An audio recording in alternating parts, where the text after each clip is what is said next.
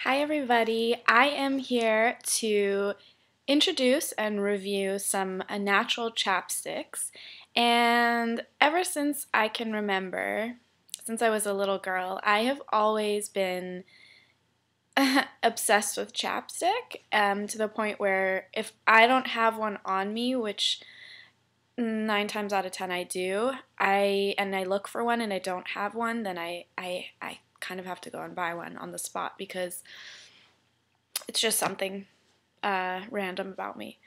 But so I've managed to build up quite a collection of natural chapsticks, and there's definitely a lot of debate going on about some of the products that I've reviewed that I would consider natural versus everybody has a different idea of what's natural to them.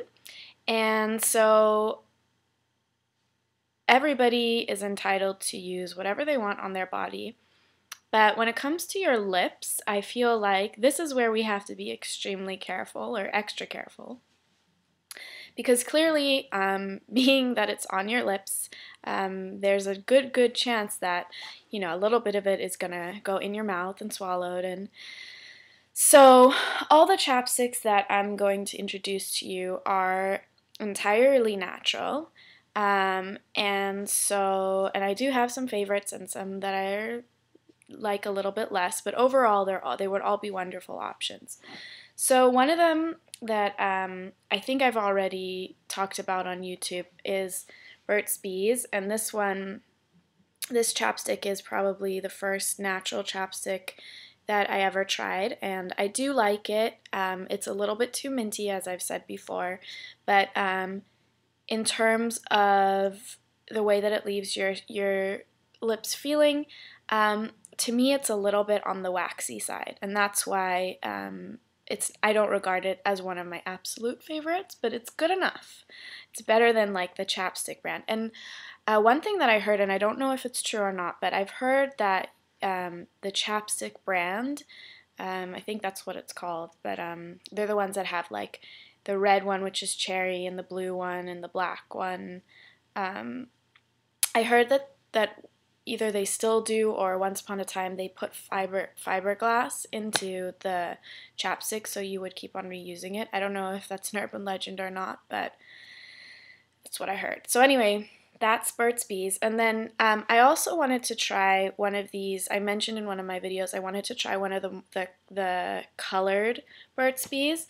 And for those of you who haven't seen or tried it, this is such a fabulous color. It's peony or peony. And I love the color. Also has a very minty smell to it.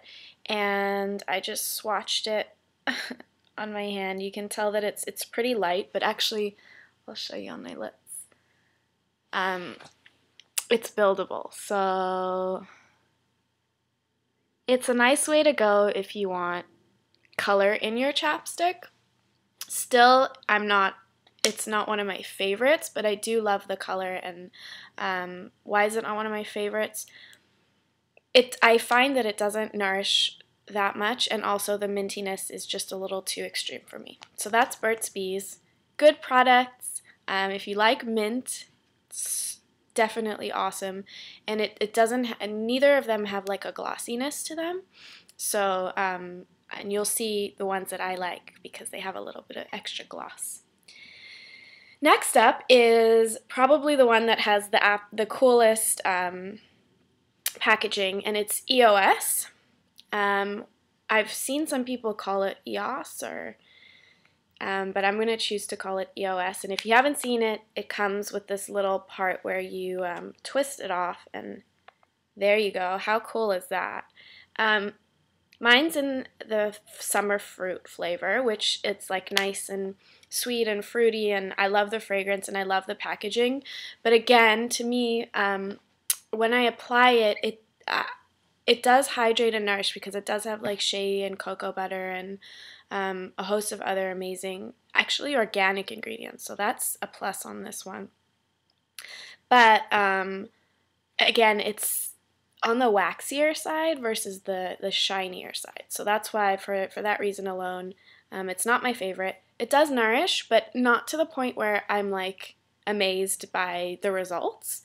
And it also comes in honeydew and sweet mint. So that's that. Next is another one that I bought at Pharmaca, and it's called Badger, and it's sweet orange cocoa butter lip balm. And this one's certified organic. And you can smell sweet orange. Firstly, it's like jumbo sized, so for me, it's kind of gets everywhere. But I do smell sweet orange, and it does come in a couple other scents or flavors. But the main thing that I smell is cocoa butter, and as I've mentioned before in some of my Lush videos, I don't like the smell of cocoa or chocolate on me. I just don't. I would prefer it to be like purely orange, but nonetheless, this one has amazing ingredients. So it starts off with olive oil, cocoa butter, beeswax, castor oil, and then essential oils of sweet orange, Sicilian orange, mandarin bergamot, aloe vera extract, and extracts of rosehip and sea buckthorn berry. And it's, as I mentioned, certified organic. So besides the fact that it's a little too, it's too big for my lips, again, like it doesn't have, it's a little too waxy. You see, it's hard for me to like smooth it on, and then there's absolutely no sheen. But in terms of ingredients, awesome. And it was I think it was a really good deal. I bought it a while ago, so I don't really remember exactly how much it was, but I do remember thinking that it was a pretty good deal. And so is this EOS one. I believe I got it for around $3. That's unbeatable. This, I think, is around $4, and I don't remember how much the colored one was. I'm really sorry, but it should be easy for you to look up. The EOS one I bought at Henry's, and Burt's Bees and Badgers are available at many places, so. Next up is what used to be my absolute favorite chapstick in the world, and it's Dr. Hoshka, and I was obsessed with this for so long. Look, I'm done. I love the way it smells. I love the way that it puts like a sheen to my lips. I love the fact that after using it, I can immediately notice a difference in the level of dryness or chappedness that my skin has. And I mean, the only downside is it's a little pricey, so it's around $9. I've seen it for as much as $12, so I guess it depends where you go. And it's just, the ingredients are unbelievable. Like, it starts off with castor seed oil, but then it goes on to jojoba, and this is just a few. Rose extract, apricot extract. I'm going to have to hurry because it's already at 8 minutes. So this is a phenomenal chapstick, a little on the pricey side. Next is the one that is so similar to Dr. Hoshka, but a little bit less pricey. I think it's around $6. It's made by a company called Lavera. Careful though. Get the white Lavera one if you're interested, because there was one in a green packaging, and it was exactly what I don't like in terms of waxiness. This one is amazing because of it just melts onto your lips and smells great, and you notice a difference, and well, I noticed a difference right away. So this one and this one are comparable in terms of consistency and texture and the way that they'll make your lips look. It's just that this one, the Lavera one, is a little bit less pricey. And lastly, and I've shown this before, this is the best chapstick in the world. It's not necessarily chapstick, but I've used it on my lips.